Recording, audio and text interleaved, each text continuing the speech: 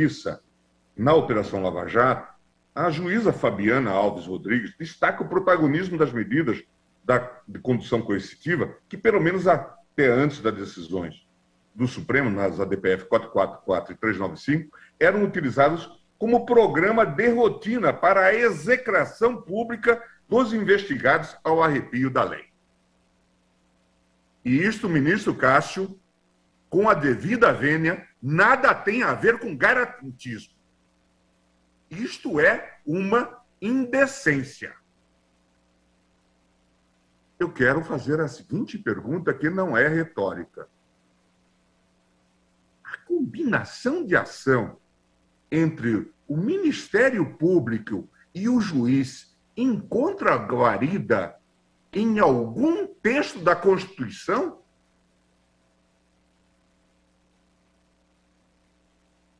Ministra Carmen, ministro Lewandowski, ministro... Pode-se fazer essa combinação?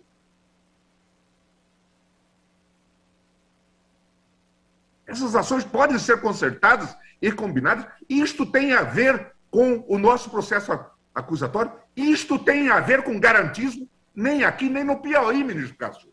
Telefonia. Veja, portanto, que não vamos ficar com conversa fiada. Não estamos a falar aqui de prova ilícita. Eu disse de maneira muito clara que eu trouxe isso aqui para mostrar o barbarismo em que nós incorremos.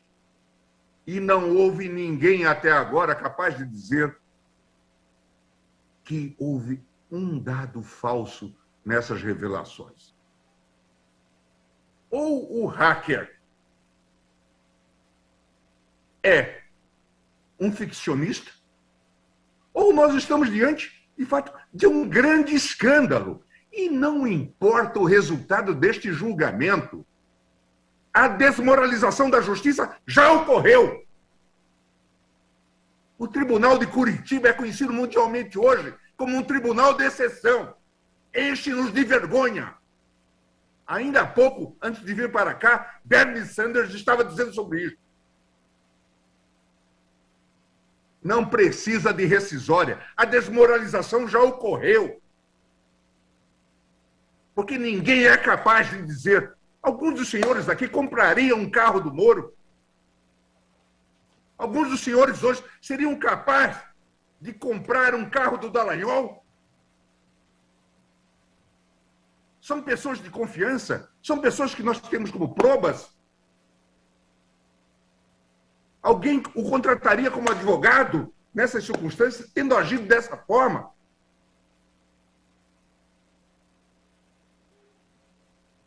Se alguém disser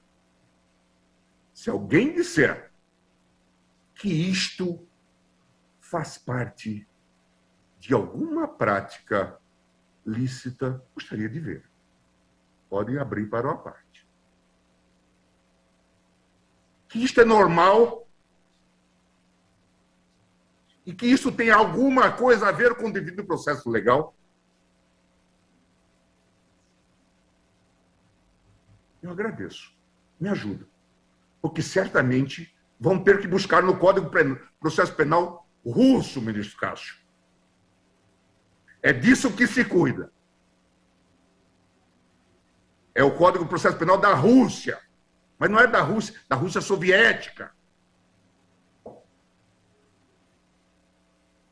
Vou reler, senhores ministros.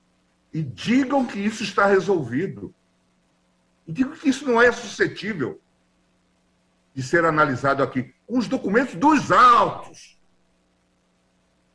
E não me venham falar de interceptação de hacks. Não precisa disto.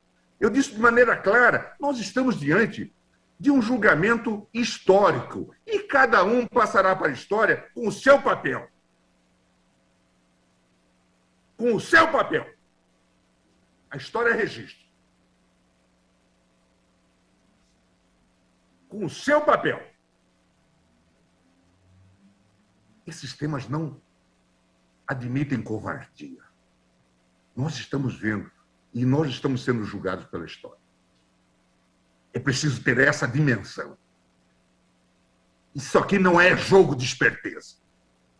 Os falsos espertos acabam sendo pegos e desmoralizados. De Lima, horas mais tarde. Se alguém disser, eu gostaria, eu quero ouvir isso, eu quero ouvir, justifiquem isto. Que isto faz parte de um devido processo legal.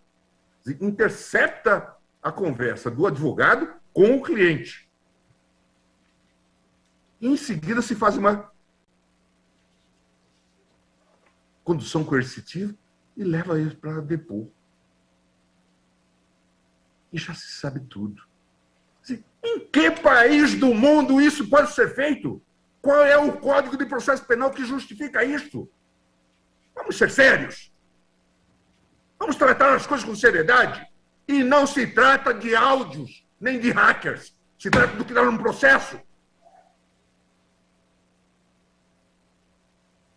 A argumentação exige, antes de tudo, decência argumentativa.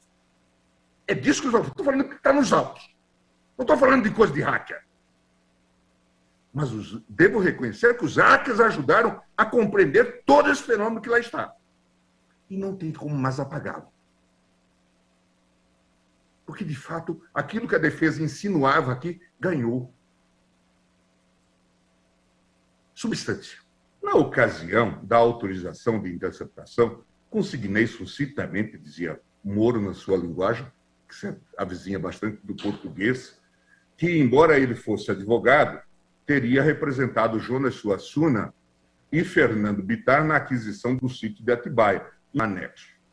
A partir dessa notícia, em 5 de 4 de 2016, o juiz Sérgio Moro encaminhou um novo ofício ao Supremo, complementando as informações anteriores. Ele tinha mentido ao Supremo Tribunal Federal. Mentido ao Supremo Tribunal Federal, a propósito disso. Nesse novo ofício, então, o magistrado afirmou que na véspera, isto é, em 4 de 4 de 2016, o Ministério Público teria juntado aos autos da Operação Lava Jato uma petição em que esclarecia que teria havido a interceptação do ramal do escritório de advocacia Teixeira, Martins e Advogados. Porque, ao apresentar a petição de quebra de sigilo, o MPF teria equivocadamente considerado que referido telefone pertenceria à empresa Lios Palestras do ex-presidente Luiz Inácio Lula da Silva. Portanto, insistiu no erro, advertido, continuou no erro, a partir de uma fraude que ele disse que foi feita pelos membros do Ministério Público. Nem o mais cínico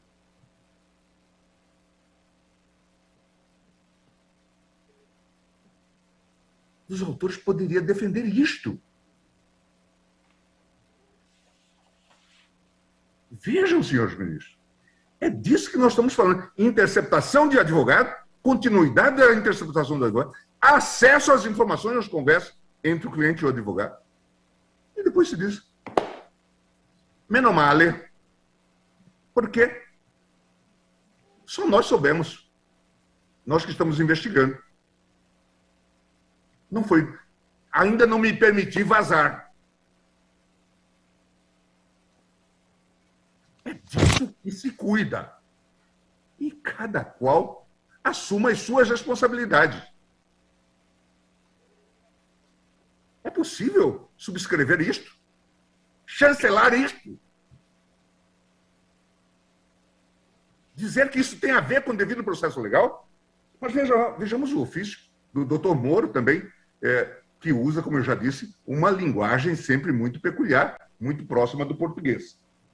A respeito da controvérsia, acerca da interceptação de advogados havida no processo, como consignei no anterior ofício, número tal, a única interceptação da espécie havida, e que era do conhecimento deste juízo até a declinação da competência, consistia no monitoramento do celular 11 utilizado pelo advogado Roberto Teixeira. Portanto, ele confirma que o advogado estava sendo monitorado. No ofício anterior, esclarecia as razões da interceptação deste terminal, já que ele é diretamente investigado no processo. Supervenientemente, em petição juntada em 4 de 4 de 2016 ao processo tal, o MPF esclareceu que também houve, prossegue Moro, na sua linguagem, houve autorização para a interceptação do terminal 11, sendo constatado posteriormente que ele estaria em nome do escritório de advocacia Teixeira, Martins e Advogados. é de uma candura que comove. Doutor Juliano faz-se uma interceptação indevida e diz, mas nós não precisamos, só nós tomamos conhecimento. Para usar a imagem trazida pelo ministro Cássio, imagine que essa prática se torne corriqueira.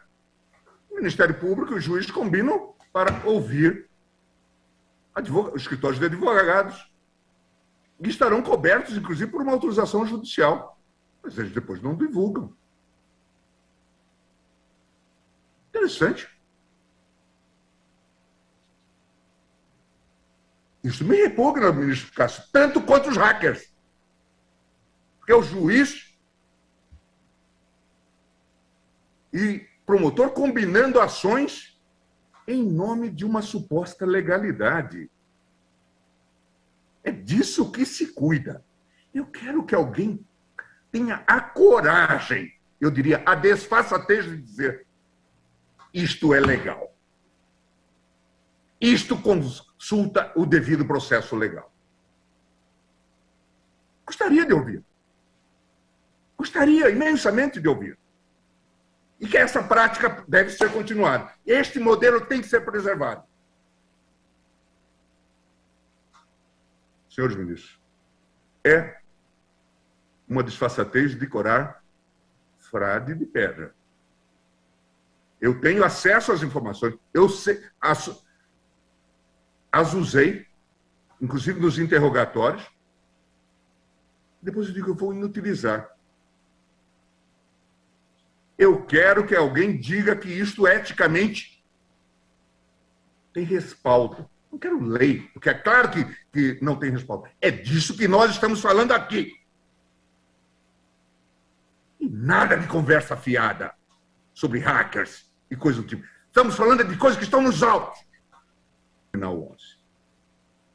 Naquelas mesmas notícias extravagantes, diz ele, consta a afirmação de que este juízo teria conhecimento de que o terminal em questão seria do escritório de advocacia, em decorrência do ofício juntado pela operadora de telefonia telefônica, nos autos em 11/3/2016. Mas ocorre que a informação não foi percebida pelo juiz ou pela secretaria do juízo, até as referidas notícias extravagantes.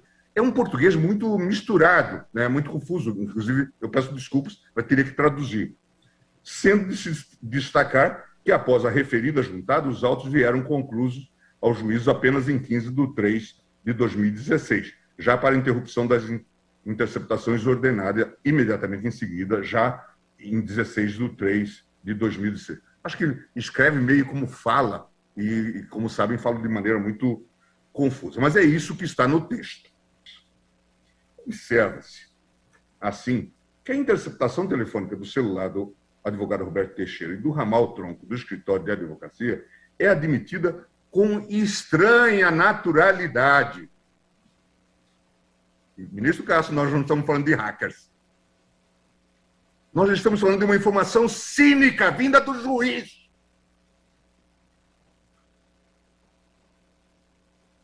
Só este fato já seria suficiente, como esta corte já decidiu, para reconhecer a quebra da imparcialidade, ministra.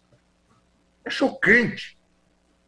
A conduta do magistrado de interceptar os advogados do paciente para ter acesso antecipado aos seus movimentos processuais por si só, e não é a primeira vez, esta corte sabe disso, seria causa suficiente para reconhecer a violação da independência judicial e a contaminação de todos os atos praticados pelo juiz, com as vendas de estilo. E para isso, ministro Cássio, com as vendas de estilo, certamente eu sou um aluno de Vossa Excelência. Para isso não precisa de contraditório. Nós estamos com os elementos dos autos. E por isso esta corte, por pessoas mais sábias do que nós, antes de nós, já disse de maneira muito clara que o HC é instrumento, sim, para afirmar a suspeição de magistrado. Nunca se cogitou de trazer a parte para o processo, porque, de fato, e quem já estudou alguma coisa de habeas corpus sabe que ele tem uma estrutura processual muito peculiar. Muito peculiar. por isso está aí. Veja, portanto, não é preciso, a esta altura, falar de contraditório e ampla defesa do juiz Sérgio Moro. Desculpe-me. Não, ele trouxe isso aos autos e perante o ministro Fiori. Nada de conversa fiada. Nada de argumentos que não têm consistência com aquilo que nós estamos falando. Nós estamos falando de fatos e não de conversa de hacker e não de contraditório para juiz suspeito. Mas tudo vale para o tal processo, ministra Carmen, o Código Processual da Rússia. Muito bem apropriado. Da Rússia Soviética. Acusatório. A exposição midiática do episódio é flagrante, como destacado em reportagem na Folha de São Paulo. No dia 1º, o assunto ocupou quase 9 minutos do Jornal Nacional da TV Globo. A reportagem citou 2 vezes a ligação do ex-presidente da Petrobras, José Sérgio Gabrielli, com a campanha do então candidato presidencial do PT, Fernando Haddad, que aparecia em segundo lugar na corrida eleitoral, bem atrás do favorito Jair Bolsonaro. Nunca é demais lembrar que o processo penal pressupõe a separação para pessoas distintas das funções de investigar, acusar e julgar. Isso aqui é fundamental, que nós assentemos. Porque, do contrário, se esta é a ordem que se deve estabelecer, se é esse modelo de Curitiba que se deve imprimir, nós não temos nada que fazer com o direito, ministra Carmen. Temos nada que fazer com o direito, com aquilo que nós estudamos e ensinamos aos nossos alunos.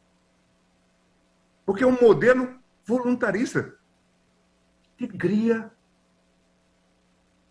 figuras totalitárias, como essas que atuaram nesse processo, e que enchem todos de vergonha. Certamente, doutor Juliano, o senhor que está tanto tempo na Procuradoria, não, talvez não tenha ficado tanto quanto eu, fiquei lá, acho que 20 anos, quase.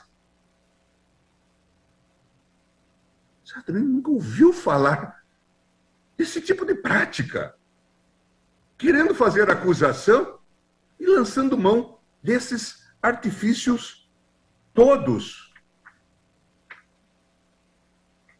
Não era de uma época em que o procurador despachava, marcava agenda com o juiz. E aqui mesmo, recebemos o procurador-geral que vem em despacho. Pelo menos essa é a minha prática. E acredito de todos os colegas. Nós não somos sócios da investigação. Nós somos órgãos de controle.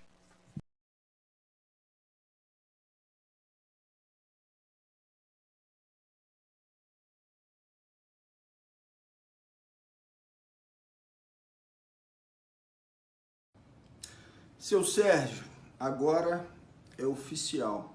Juiz ladrão.